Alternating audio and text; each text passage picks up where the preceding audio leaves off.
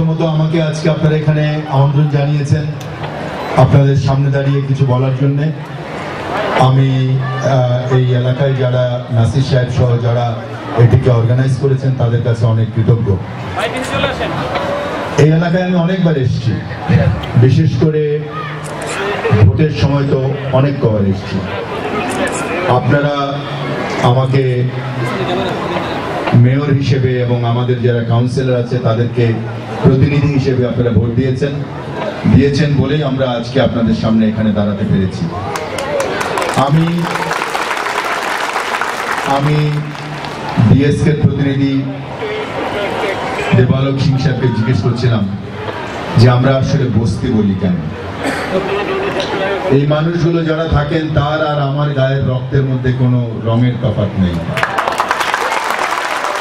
যে মা এই বস্তিতে একটি সন্তানের জন্ম দেন তার বেদনা আর আমার মায়ের বেদনার মধ্যে কোনো তফাৎ নেই, একরকম বেদনা। যে মানুষটি এখানে বাঁচার জন্য থাকে, তার জীবনের স্বপ্ন দেখে, আমি অন্য এলাকায় বাস করেও জীবনের একই রকম স্বপ্ন দেখি। তারপরেও হয়তো ভাগ্যের ফেরে কেউ আমরা এখানে থাকি, কেউ একটু ভালো জায়গায় থাকি। আমি অনেক বস্তির মধ্যে বিশেষ করে ইলেকশনের সময় অনেক হেঁটেছি, কিন্তু নিজেকে বিশ্বাস করাতে পারা যায় না যে ঢাকা শহরের মাঝখানে এত বড় একটি জায়গা নিয়ে চারদিকে গণানী, গুলশান, বারিধারা, নোয়াখালীর শান সৈকতের বিল্ডিং এর মাঝখানে আমার মতোই দেখতে, আমার মতোই শুনতে, আমার ভাষাতেই কথা বলে, আমার ভাইয়ের মতো, আমার একই রঙের রক্ত, একই রঙের কাপড় পরি, এরকম একটা মানবতার জীবন আমরা এখানে পালন করি। আমাকে একজন নেতা হিসেবে আপনারা মেনেছেন, কিন্তু আমার কাছে কি কোনো সলিউশন আছে এখনই যে এই জীবন বদলে দেওয়া যায়? বক্তৃতা হয়তো অনেক দিতে পারবো, কিন্তু ডাইরেক্ট কোনো সলিউশন নেই, এবং এটাই রিয়ালিটি। সমস্যা নেই এরকম কোনো কিছু এখানে নাই। সব কিছু জীবনে বাঁচার জন্যে জীবনকে সংগ্রাম করে আর্ন করার জন্য যেরকম সংগ্রাম করতে হয়, তেমনি ঘরে এসে ঘুমানোর পর থেকে ঘরে বাঁচার জন্য আরো সংগ্রাম করতে হয়। ইলেকট্রিসিটি, পানি, ডাক্তার, খুবই খারাপ বসবাসের অবস্থা। আমরা একটি সমীক্ষা করছি, একটা রিসার্চ করছি, যেটি আমরা 31 তারিখে আমরা এটা জানাবো। এই রিসার্চের ফল একটি সেমিনারের মাধ্যমে ডাক্তাররা করছেন, একটি ইউনিভার্সিটির পক্ষ থেকে আমরা ডাক্তাররা, বেশ নামকরা কজন ডাক্তার একসঙ্গে নিয়ে ইউনিভার্সিটির ছেলেরা করছে, যে ঢাকা শহরের এনভায়রনমেন্ট, বাতাস কত বিষাক্ত। যেহেতু রিসার্চ হচ্ছে, আর 7-8 দিন পরে সেটা আমরা জানাবো। ঢাকা শহরের বস্তির বাইরে থেকে আমরা বেশি এক্সপেরিমেন্ট করেছি, বাতাসকে এক্সপেরিমেন্ট করেছি, বাচ্চাদের লাংসকে এক্সপেরিমেন্ট করেছি, বয়স্ক যারা তাদের লাংসকে এক্সপেরিমেন্ট করেছি, ডাক্তারি পরীক্ষা করেছি। ভয়াবহ অবস্থা। এই যদি ভালো জায়গার অবস্থা হয়, তাহলে ঢাকা শহরের বুকে যেগুলো বস্তি বলি, যেখানে 10 ফিটের মধ্যে 10 স্কোয়ার ফিটের মধ্যে 10 জন লোক পালা করে ঘুমায়, সেইখানের এনভায়রনমেন্টের কি অবস্থা এটা কথায় বর্ণনা করা যাবে না। আমি এই সরকারের কাছে, মাননীয় প্রধানমন্ত্রীর কাছে অনেক কৃতজ্ঞতা প্রকাশ করি যে অন্তত এই সরকারের কিছু সংস্থা, যার একজন সম্মানিত ম্যানেজিং ডাইরেক্টর ঢাকা ওয়াসা আজকে এখানে বসে আছেন, ওনারা প্রায় সব বস্তিতেই বোধহয় এখন, তাই না, প্রায় সব বস্তিতেই পানির ব্যবস্থা করেছেন। পানি খেয়ে যেন বাঁচতে পারি। চিন্তা করেন, স্বাধীনতার 30-40 বছর পর আমার শুধু পানি খাওয়ার, ভালো পানি খাওয়ার অধিকার জন্মা, যে অধিকার সেটি প্রতিপালিত হচ্ছে এখন। কষ্ট অনেক, কিন্তু অনেক সমস্যার মধ্যে দিয়ে এটিকে সমাধান করা যায়নি। আজকে সমাধানের পথ রয়েছে। আজকে ঢাকা শহরের এখানে দাঁড়িয়ে আমি ইকো করছি ওয়াসার এমডি মহোদয়ের সঙ্গে যে বড়লোক বিল দেয় না, কিন্তু এই গরিব বিল দেয়, 95%-এর উপরে বিল দেয়। ঢাকা শহরের অন্যান্য জায়গার মানুষের চেয়ে তারা বেশি সিনসিয়ার। শুধু ওয়াসার পানির বিল নয়, আমি জানি ইলেকট্রিসিটির বিলও দেয়। আজকে অনেক সমস্যা এখানে, যখনই বাইরে যাই শুনি দেখি। আমার কাছে এখানে আঞ্জুমারা বলে একজন ভদ্রমহিলা আমার কাছে একটি কাগজ দিয়েছেন, এখানে তিনি লিখেছেন যে স্বাস্থ্যের, এইচআইভি, তারপরে সিএস কম্প্রিহেন্সিভ কেয়ার সাপোর্ট ট্রিটমেন্টের কি দুরবস্থা আমাদের এখানে। ভালো অবস্থায় আমরা আসলে এখানে বোধহয় কিছুই দিতে পারি না। এখানে প্রথম যিনি বক্তৃতা করেছেন তিনি বলেছেন 10,700 পরিবার, তার মানে 3 জন করে যদি ধরি বা 4 জন করেও যদি ধরি, প্রায় 50,000 মুখ, 50,000 জীবন এইখানে বাস করে। তেমনি করাইল বস্তিতে হয়তো প্রায় 1.5 লক্ষ মানুষ বাস করেন বা 1.25 লক্ষ মানুষ বাস করেন।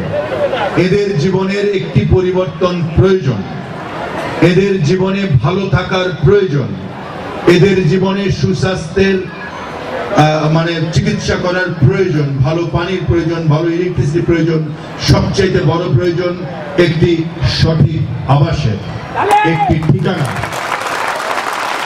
কিন্তু আজকে যদি আপনি আমাকে বলেন যে আপনার কাছে কি সেই সলিউশন আছে, আমি মিথ্যে কথা দিয়ে কথা শুরু করতে চাই না। আমার কাছে সেই সলিউশন এই মুহূর্তে নেই। আমার দুপাশে যারা অনেক কেয়ার করেন, ডিএসকে, ওয়ার্ল্ড ভিশন, যাদের প্রতিনিধিরা এখানে বসে আছেন, তারা অনেক কথা বলেছেন এই 1 ঘন্টায় আমার সঙ্গে। এখানে আবাসনের কথা বলেছেন। আমি শুধু এটুকু বলতে পারি, আমরা 10 দিন আগে অন্য একটি মিটিং করছিলাম মাননীয় প্রধানমন্ত্রীকে সামনে নিয়ে, সেখানে আমাদের বস্তির কথা উঠেছিল এবং অনেক আলোচনা হয়েছে এটি নিয়ে, এই যে আমাদের পুনর্বাসনের আলোচনা নিয়ে। তিনি আমাকেও বলেছেন এবং সবাইকে বলেছেন, তোমরা ব্রেন স্টর্ম করো, তোমরা কাজে হাত দাও, যে কি করা যায় ওদের জন্য। আমার কাছে আসো, আমার কাছে অল্টারনেটিভ নিয়ে আসো যে কি করা সম্ভব। আমিও বলেছি যে ওনাকে যদি আপনি দায়িত্ব দেন আমি একটু চেষ্টা করতে পারি। উনি বলছেন কাজ এগিয়ে নাও। তো আবাসনের ঠিকানা আমি আজকে এভাবে বলছি যে আপনারা যারা কাজ করছেন, ওনাকে বলেছি আমি সিং সাহেবকে যে আপনারা যারা কাজ করছেন আপনারা আসেন আমাদের সঙ্গে, একটু ব্রেইনস্টর্ম করেন, আমরা কথা বলি। যেমন আমরা এখন শুধু আবাসন নয়, এর সঙ্গে আমরা মিরপুরে একটি জোনে আমরা অনেকগুলো স্কুল করার চেষ্টা করছি ইউনিসেফের সঙ্গে। সমস্যা তো আবাসন তো অনেক, সবচেয়ে বড় সমস্যা, তার সঙ্গে আরো অনেক সমস্যা আছে, ডাক্তারি সমস্যা, চিকিৎসার সমস্যা, মানে কি বলে এডুকেশনের সমস্যা, সব মিলে আমাকে বলা হয়েছে যে এই বস্তি থেকে পড়াশোনা করে 19 জনের অধিক আজকে ডাক্তারি পড়েন অথবা ডাক্তার হয়েছে। 20 জনের অধিক কষ্ট করে আজকে ইঞ্জিনিয়ারিং পড়েন অথবা ইঞ্জিনিয়ার হয়েছে। আমাদের দেশে তো আসলেই অনেক গরিব মানুষ আছে। আমি যে ব্যবসাটি করি সেই ব্যবসার সঙ্গে এরকমই আমাদের কর্মী ভাই বোনরা জড়িত আছে। আমাদের দুটো স্কুল আছে, আমরা অপারেটরদের বাচ্চাদের জন্য সেই স্কুল তৈরি করেছি। আজকে আমরা অনেক খুশি যে প্রথম যে বাচ্চাটি বেরিয়েছে সে আজকে একজন অনলাইন সাংবাদিক। আরেকটি বাচ্চা, সে আজকে ফার্স্ট ইয়ার, মা তার এখনো অপারেটর, বাচ্চা আজকে ডাক্তারি ফাইনাল ইয়ারে পড়ছে। কি যে অসম্ভব খুশি লাগে।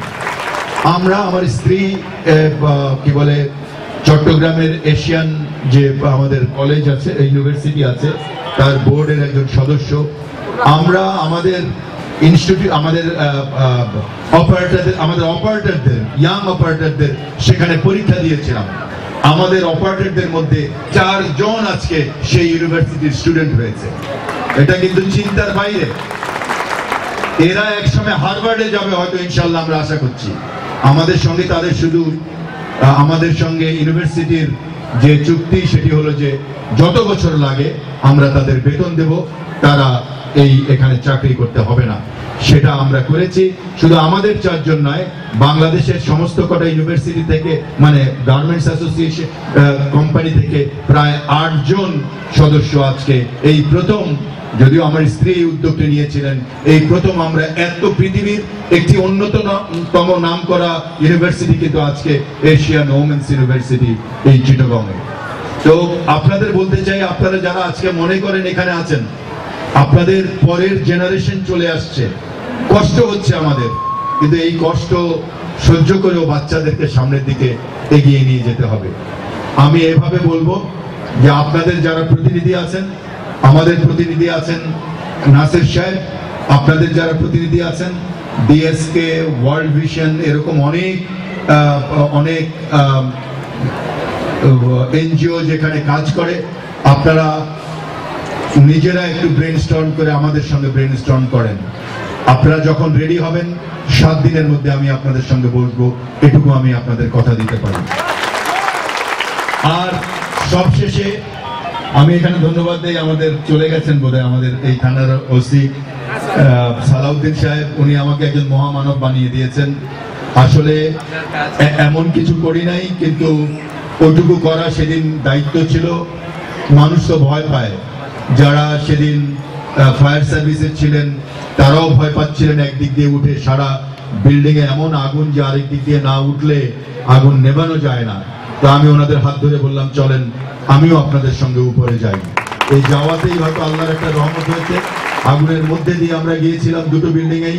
আমি দেখেছি যে মানুষের জীবনের কি কষ্ট। আমি একটি বিল্ডিং এর মাঝখানে পাশ দিয়ে উঠলাম, আমার সঙ্গে ফায়ার সার্ভিসের কর্মচারীদের নিয়ে গেলাম, যে দেখি যে কাউকে দেখা যায় না ছাদের উপরে, কাশছে আরেক দিক থেকে, কারণ ছাদে একটা বড় ব্যারিয়ার ছিল। তারপরে ওনার হাতে আমি মাইক্রোফোন দিয়ে বললাম, আপনি তাদেরকে সামনে ডাকেন, আমি আরেকটি বিল্ডিং এ যাই। তো আমরা আরেকটি বিল্ডিং এ গেলাম, চিৎকার করে আমি বললাম যে আমি আপনাদের মেয়র, আপনারা আগুনে পুড়বেন না। তখন 3 জন অলরেডি কাশছে, এত তাপ ছাদের উপরে, ওরা বিশ্বাস করে না। আমার সঙ্গে ফায়ার সার্ভিস যিনি ছিলেন তার হাত থেকে আমি লাইট নিলাম, নিয়ে নিজের মুখে মারলাম। তাও দূরে 1-3 জন বসা, অনেক দূরে, ওনারাও বিশ্বাস করেন না। দেখলাম যে এদিক দিয়ে পার করা যায় না। তারপর আবার পিছনে আরেকটি বিল্ডিং এ উঠলাম, তখন ওরা বিশ্বাস করলেন যে মেয়র ওদেরকে বলছে যে আপনারা পুড়বেন না। কিন্তু ততক্ষণে অনেক উত্তাপ, তখন আর কোনো সময় ছিল না। আমি ফায়ার সার্ভিসের ভাইদের হাত ধরে বললাম, যে কোনো ভাবেই হোক এই রাস্তা দিয়ে, এই বিল্ডিং এর মাঝখান দিয়েই আপনাকে তুলে নিয়ে আসতে হবে এই 25টা মানুষকে, নাইলে আর 15 মিনিট থাকলে বা আর আধা ঘন্টা থাকলে তাদেরকে আর বাঁচানো যাবে না। এই আমি সেদিন দেখেছি। উনি আমাকে মহামানব বললেন, এটা ঠিক না, যা কাজ করেছেন সালাউদ্দিন সাহেব, একজন পুলিশের কর্মচারী, কিরকম পাগলের মতো দৌড়াদৌড়ি করেছেন, সবাই করেছেন। ফায়ার সার্ভিসের কর্মচারীরা জীবনের রিস্ক নিয়ে পাশের বিল্ডিং দিয়ে উঠেছেন এবং সেই বিল্ডিং এর ভেতর দিয়ে উঠেছেন, এবং উঠেছেন বলেই আল্লাহর রহমত হয়েছে। আমরা অনেক দূর যেয়ে দেখি 3 জনকে আর নামানো যায় না, কারণ 3 জনই এত বুড়া যে তাদেরকে নামানো সম্ভব না। হাউএভার সবাই ধরাধরি করে আমরা নিয়ে এসেছিলাম। তো এই ঘটনা ঘটছে, সেদিনও এখানে আগুন ঘটেছে। আমাকে নাসির সাহেব ফোন করেছেন, ওনারা কন্ট্রোলে নিয়ে এসেছিলেন, আমি ঢাকার বাইরে ছিলাম, আসতে পারিনি। এই জীবন যুদ্ধ আমাদের আছে, কিন্তু এই যুদ্ধে যদি আমরা হেরে যাই সেটি হবে না। সাহস মানুষের সবচাইতে বড় শক্তি, কনফিডেন্স মানুষের সবচাইতে বড় শক্তি। সেটি আমরা দেখছি, আমরা যারা অনেক ওয়ার্কার নিয়ে কাজ করি তাদের মধ্যে আমরা দেখছি। তা আমাদের জীবনে এই দুর্ঘটনা আসবেই। আমি আপনাদের অন্তত এটুকু কথা দিচ্ছি, কারণ আমার বাড়িতে আমার পেছনে আরো 3 জন গার্ড আছে যারা আমার জন্য কাজ করে। আমি বিশেষ করে এইসব কাজ যদি না করি, আমার স্ত্রী এবং আমার 2 কন্যা তারা ঘাড়ের উপর উঠে যায় প্রত্যেকদিন, আজকে কি করেছো বলো, আজকে কি করেছো বলো। সুতরাং আমার মধ্যে অন্য একটি প্রেশারও আমার পেছনে কাজ করে। আমি শুধু এটুকু বলতে চাই, মেয়র হিসেবে আমার দ্বারা যতটুকু আইনমতো সম্ভব, মেয়র হিসেবে আমার দ্বারা যতটুকু আইনমতো সম্ভব আমি তার সম্পূর্ণটা চেষ্টা করব। আমি এখানে আপনাদের ভোটে আপনাদের কাছে কথা দিয়ে এসেছি যে আমি আপনাদের জন্য কাজ করব। আমরা এবং আমাদের যারা ডিএনসিসির কর্মকর্তা আছে, আমাদের যারা কাউন্সিলর আছেন, সবাই খুব সিরিয়াসলি চেষ্টা করছেন। আমরা যেখানেই যে কাজ করি এটা কিন্তু মেয়র একা করে না, মেয়রের একার সুনাম করার কোনো কারণ নেই। মেয়রের সঙ্গে যদি তার কাউন্সিলর না থাকে, মেয়রের সঙ্গে যদি সরকারি দলের প্রতিনিধি যারা অত্র এলাকায় যারা কাজ করেন, রাজনীতি করেন, বিভিন্ন নেতৃবৃন্দ, তারা না থাকলে মেয়র একা কাজ করতে পারে না এবং সফলও হয় না। সুতরাং আপনাদের প্রতি যত কাজ করেছি সব কিন্তু সবাইকে নিয়ে করছি বলেই হচ্ছে। তো আপনাদের কাছে আমার এটুকু প্রতিশ্রুতি রইল যে আমরা যেন আপনাদের হয়ে কাজ করতে পারি, সে দোয়া করবেন। আর আজকে নাসির সাহেব আমাকে একটি অনুরোধ করেছেন, একটি নামও লিখে দিয়েছেন, একটি অনুরোধ করেছেন যে আমরা, এটা কি বলার দরকার আছে? আগুন লেগেছিল, আমরা যারা ক্ষতিগ্রস্ত হয়েছেন তাদেরকে কিছু আর্থিক সাহায্য করেছি। এটা খুব বেশি কিছু না, তবে প্রয়োজন হলে আরো করবো ইনশাআল্লাহ, এটুকু বলতে পারি। আমরা কি একটি চেষ্টা আজকে এখান থেকে করতে পারি না? হয়তো 2 বছর লাগবে এটাকে প্র্যাকটিস করাতে, কিন্তু 2 বছর পরে ইনশাআল্লাহ এটি হয়ে যাবে। আমরা কি এই বস্তিকে বস্তি না বলে আমরা কি বলতে পারি না মহাখালী আদর্শ নগর? এটি আমাকে আপনাদের যিনি কাউন্সিলর আছেন তিনি বলেছেন যে আসেন আমরা স্যার একটা নাম চেঞ্জ করে আমরা করতে পারি কিনা।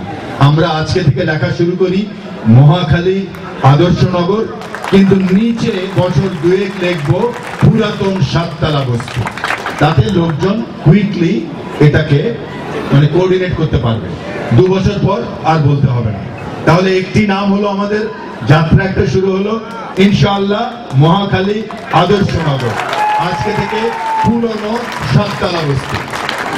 আপনারা আমাদের দোয়া করবেন যেন আমরা আপনাদের এই অত্র এলাকার যারা নেতৃবৃন্দ আছেন, কাজ তো ওনারাই করেন, কাজ করেন কাউন্সিলর, কাজ করেন এখানে যারা ছাত্র নেতৃবৃন্দ আছেন, যারা সিনিয়র সরকারি দলের আওয়ামী লীগের নেতৃবৃন্দ আছেন, এবং আপনাদের যারা নেতৃবৃন্দ সরকারি আমরা যারা প্রতিষ্ঠান তাদেরকে সাহায্য করি।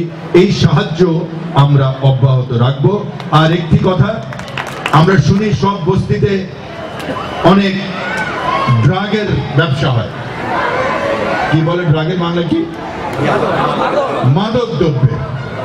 আসেন, সাধারণ মানুষ, সাধারণ এলাকাবাসী সবাই কিন্তু মাদক দ্রব্যের ব্যবসা করে না, করে হয়তো 10 জন। আমরা আগামী 3 মাসের মধ্যে আমাদের কন্ট্রোল রুমের এমন একটি সিস্টেম করব, আমাদের ওয়েবসাইটের সহজ করে দেব। আপনারা ফোন করবেন, না হলে SMS পাঠাবেন, 3 থেকে 6 মাসের মধ্যে আমরা করব। কারণ আমরা একটা কন্ট্রোল রুম তৈরি করতেছি, এবং এমন কন্ট্রোল রুম তৈরি করতেছি ইনশাআল্লাহ, এমন ভাবে আমরা CCTV বসাচ্ছি যে সারা ঢাকা নর্থ আমাদের এক কন্ট্রোল রুম থেকে আমরা কন্ট্রোল করতে পারবো, এবং পুলিশের সঙ্গে আমরা কাজ করতেছি। আমরা আপনাদের কাছ থেকে ইনফরমেশন চাইব, আপনারা আমাদেরকে ইনফরমেশন দেবেন আমাদের সেলে এবং আমাদের পুলিশ ডিপার্টমেন্টে। ইনশাআল্লাহ মাদকের ব্যবসা আমরা এই এলাকায় করতে দেব না, আমাদের ভবিষ্যতে ধ্বংস করতে দেব না। আমার জন্য দোয়া করবেন। আপনাদের অনেক অনেক ধন্যবাদ। আসসালামু আলাইকুম।